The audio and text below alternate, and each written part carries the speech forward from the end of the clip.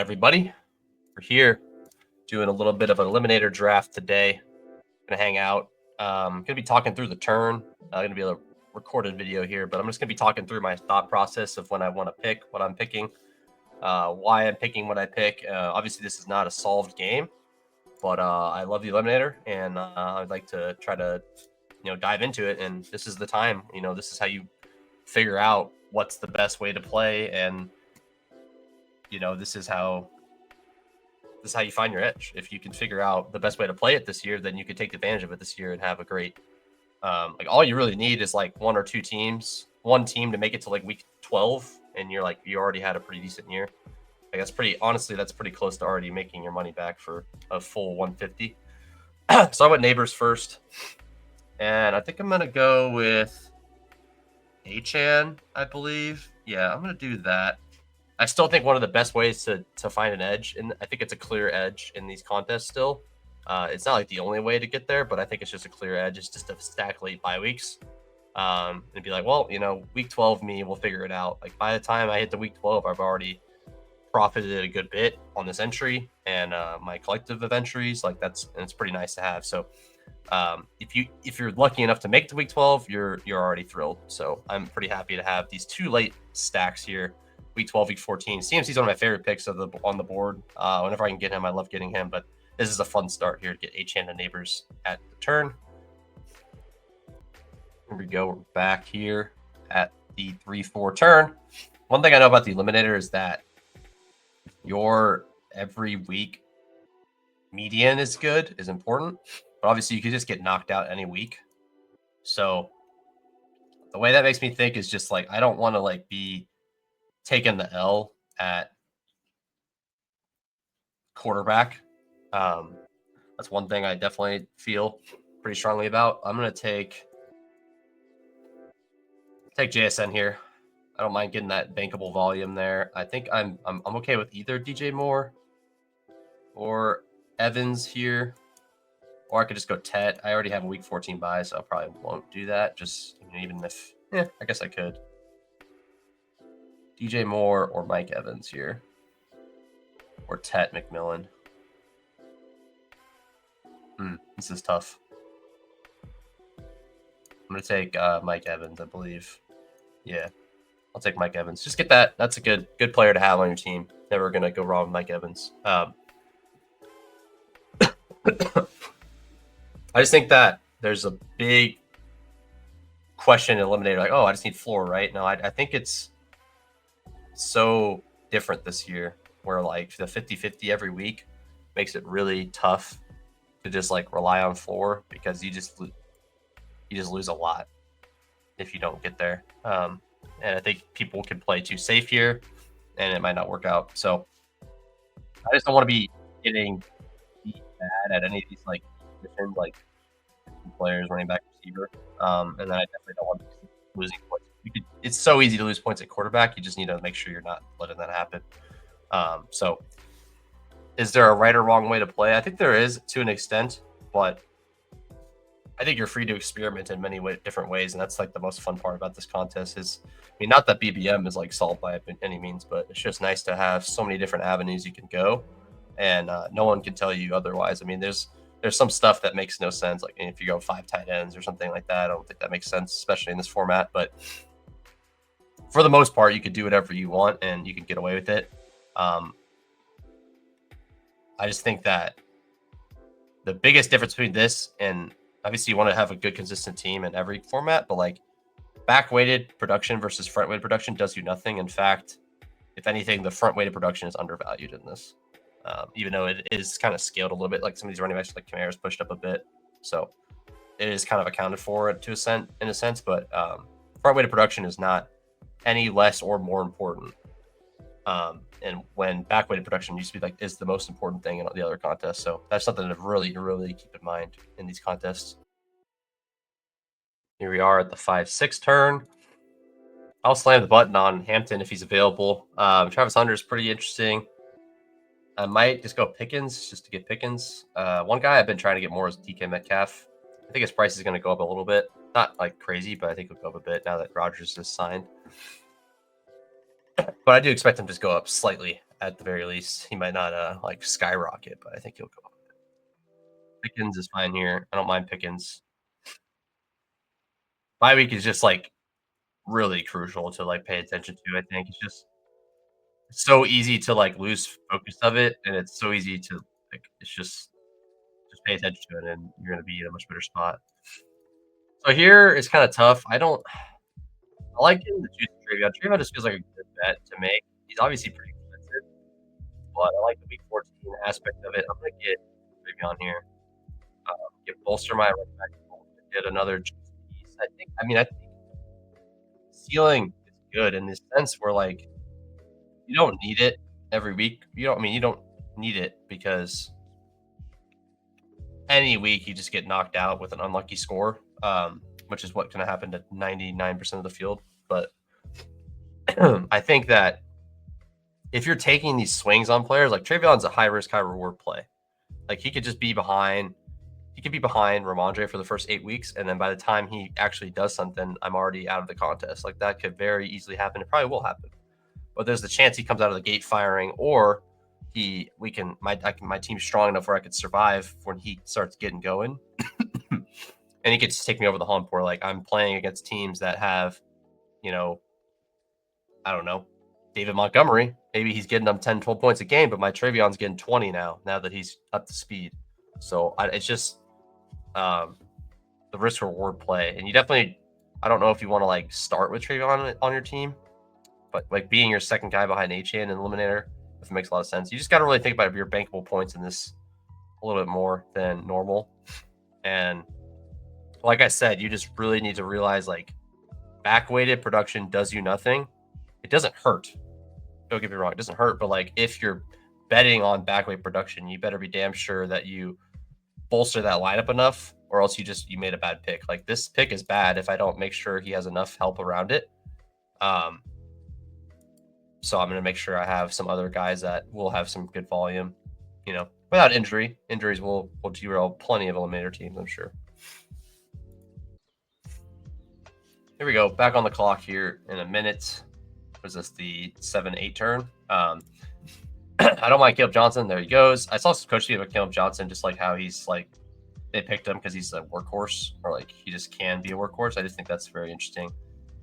I'm jamming Josh Downs as much as I can right now. I'm just gonna grab him now, and we'll see what we can do next. So we have a few. We have any of these week 5 guys. Jalen Warren's there. Jordan Mason's there. A guy I take quite a bit.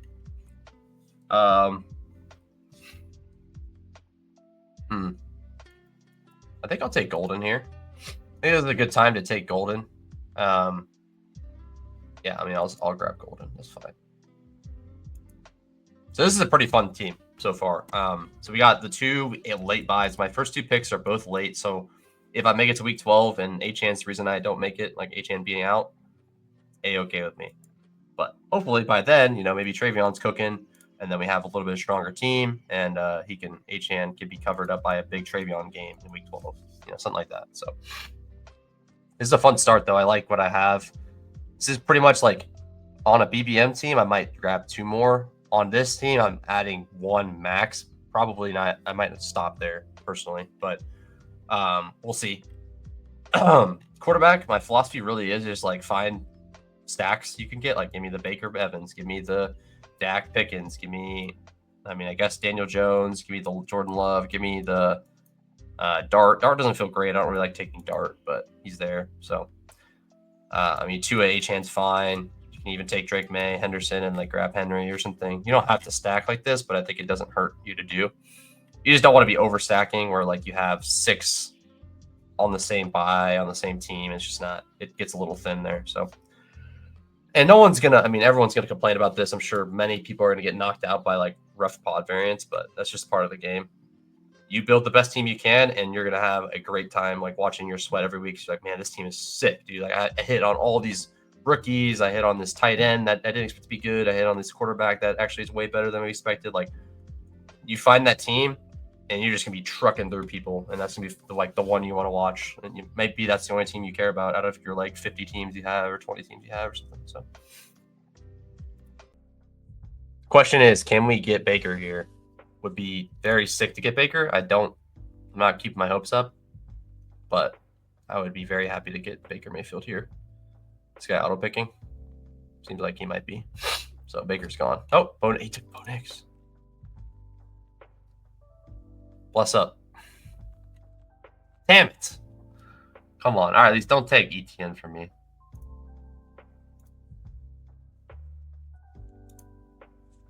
Okay, cool. So I'll take ETN here, and then I'll get... So I got another running back I like, and then I'm going to get probably Dak for my first quarterback, which I'm totally fine with that. And I've kind of like bounced around about how I feel about tight end. I think that it's obviously important. I think like you could really take advantage. Like if you take the Bowers and you can like make a good team around it, you could be really cooking.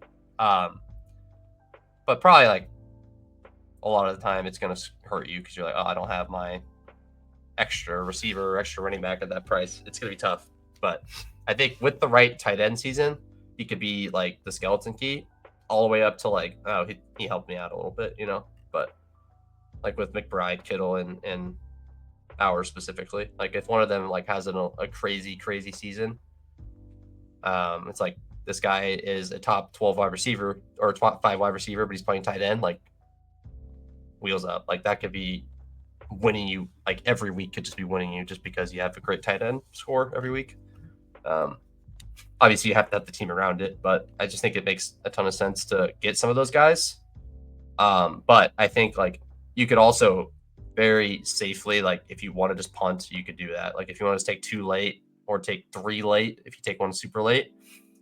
I think my cutoff, like I've been kind of bouncing around. I'll probably change my mind again, but like if you take one like up in the top 100, I'll probably just go 2 no matter what.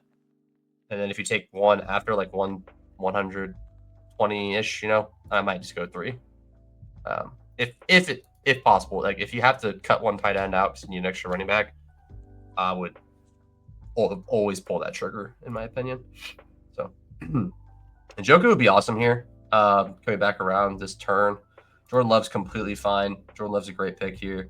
T-Law, I'm always okay with. It's not going to conflict any buys. Stroud is there too.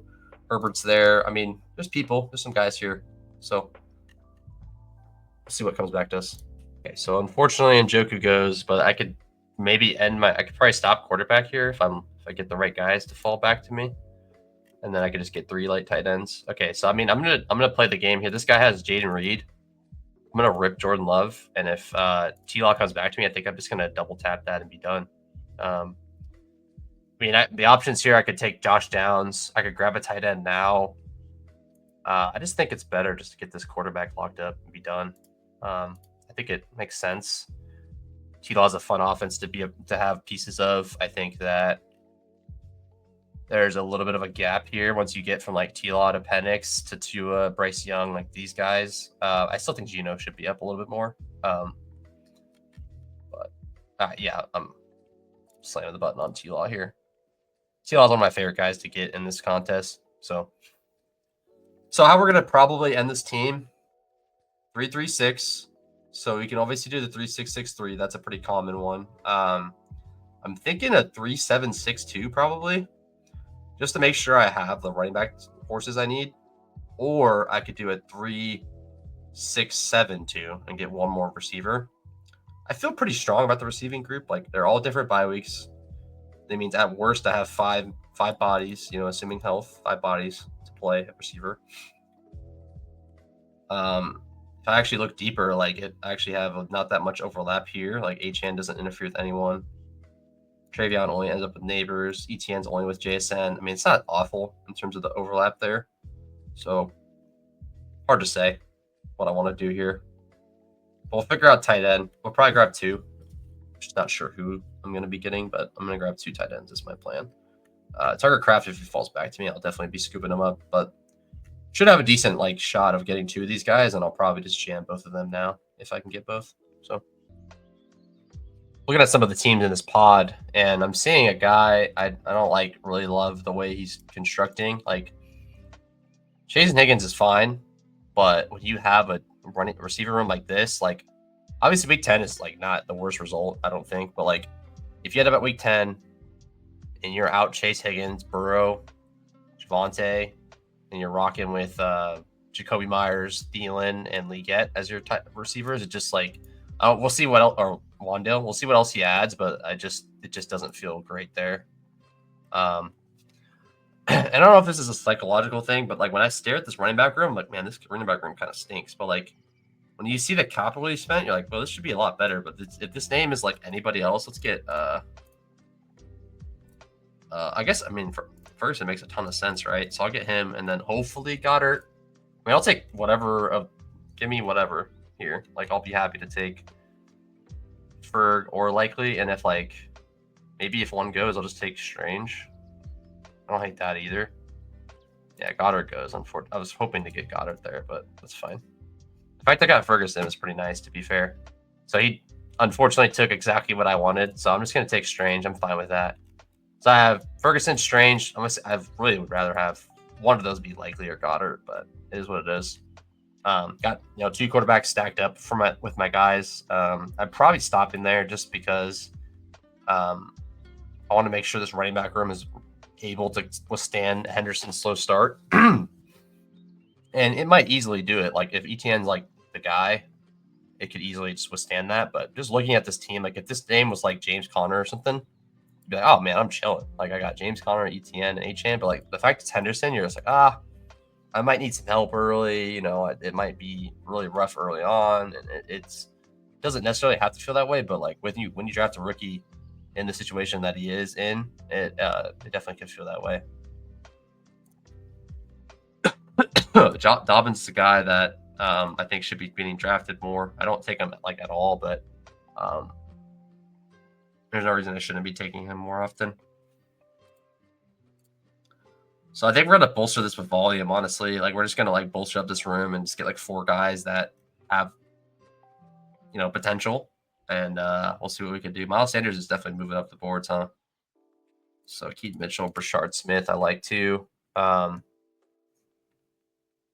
play it by ear. We'll see what we can get, but hopefully we can get a few of these guys. I think that's gonna be good, and I think I'm stopping at 6 receivers. Like this is pretty strong, I think. Even in week 14, I still have JSN, Mike Evans, Pickens, Downs, got like Golden. I think I can get 3 scores out of that, and then hopefully 4, but definitely 3, and then I can probably get 3 from this running back room once I get them going. So especially by week 14, I think I can get some scores going. So it's just a lot more like I just think there's a lot more critical thinking needed for these. Not that I think there's just a lot of thinking that would help in all platforms, but like I think like you could really brain power your way to some good teams here if you really think about what you're doing. I've just been vacuuming up all the Shipley I can get, so I'm gonna take Shipley here. Just gonna juice up the running back room with a little bit of extra upside. The good thing is like I got like this team is pretty much chill until week 8. Like I got all these guys here until week 8, and then hopefully by week 8 Henderson's going, and then I'm not really good. Like as long as Henderson gets going, this team really is. This is the big key of this team. It's like how early does he get it going? If he gets it going early, I think this could be a monster team. All right, so we got Giddens, Hunter. We just take the bullet or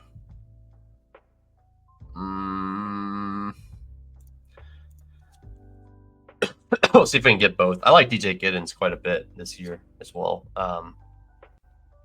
I liked him pre-draft, but like he just didn't get a good landing spot. But like it could be a decent landing spot. Just depends on what goes on. Like they have a pretty solid O line. Like if they can make things work where JT's doing good, the offense is pretty good, and then JT misses a game or two, Giddens could be like a massive win at his price where he's just going like pretty much undrafted or like end of the drafts, and you could get him a guy that might just be the pure handcuff, and what I think is a pretty interesting situation at the very least. Like a situation where I think like if they had the right guy, they would just give him all the work, just like JT gets all the work. Like I don't think he has a standalone value per se. Same with Shipley, but I think if something happens to the guy in front of him, I think he just could be a workhorse, and that's not really something you can say with a lot of teams.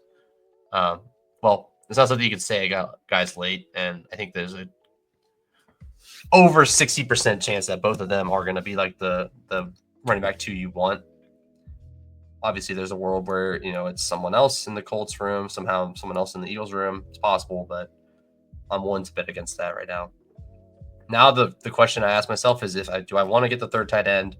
Do I want to take another receiver, or do I want to just go 2 running backs and call it good? It's the dilemma I'm in right now. I feel like in prior years, like you would have thought, like even non-eliminator formats, like you would have thought, like, okay, my first 6 receivers or my first 6 players are receivers. I can stop there. Like that's probably where you want to stop. Or like, oh, my first 5 are receiver. Let me grab 2 more. Like I went 6 out of 8 of my first picks being receiver. I think I just ride with that. I think like with the pricing, I think I can ride with that and let it go. Especially like if I had an overlapping buy, I might think about it a little bit more. But I think it makes a ton of sense. God dang it. I think it makes a ton of sense to do it this way. I'm going to get Miles Sanders, not a guy I take a lot, but I don't mind having him. Another guy that could give me a couple gains while Henderson's getting up to speed if he just is like the 2 there. Or if he possibly could be the 1 in the right circumstance. Usually I take Woody Marks here. No tight end that I'm dying to take. Keaton Mitchell is a guy I've been getting a little bit more of. Just take the ceiling shot. I'm just going to take Brashard Smith. No, I'll take Keaton Mitchell. Why not? I have plenty of Brashard Smith. I'll be getting more of him too. But I feel better. Okay, maybe this is a bad take, but I feel better about Keaton Mitchell being the 3. Or like some sort of like valuable role on Baltimore if Henry goes down, versus Brashard Smith being the for sure 2 you want or for sure 3 you want. Like he could be like the 4th guy or 5th guy on the list on that team. Like they got a lot of running backs, so he could not even play. He could be a practice squad player. I feel a little bit more confident that Keith Mitchell is going to have something. So once I get the confidence that Brashard Smith gets a little bit more, he's going to skyrocket like at least 40 picks, 30 picks if he gets like clear word that he's probably the 2. But I'll be buying him more then. Just not really a guy I want to be taking a ton of. But in this team, I could have gone either way, and I don't think it would have like done that much. But there's a world where this pays off for me a lot more. Just say Henry misses 4 weeks in the middle of the season, like this could be massive for this team. So you'd think it's overkill, but I think it's plenty, and I think like I have a lot of outs for this to work out. Where like if any of these contingency hits, these 3 here, I have a very reasonable out to have my flex be running back, and that's fine because I just have a good receiver score locked in here with these 6 guys. I think so. I think tight end's obviously pretty weak, but I have them correlated with my quarterback at least. So I think that's good for me. So, anyways, appreciate you guys hanging out. That was a good time. And if you guys enjoyed the video, enjoyed the shorter video, let me know in the comments below. And let me know what your Eliminator strategies are, what you've been doing in the rooms. Did you like what I was doing? Did you think I could do something else? Do you have any ideas for me? I think there's just like you should be trying to be a sponge and learn as much as you can and think about. And you should be, critically think about like what could be good in this contest. And like there's just so much that you can think about. There's no data that can tell you what's the best this year because this is a brand new structure.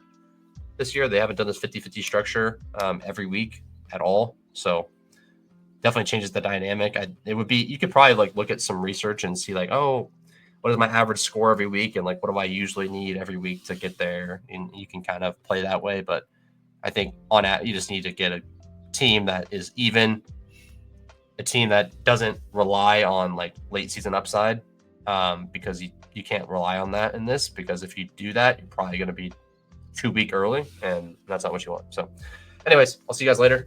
Appreciate you hanging out on the arena and Eliminator content on Finding Value Fantasy. This is episode 2 and I'll see you guys later. Peace out.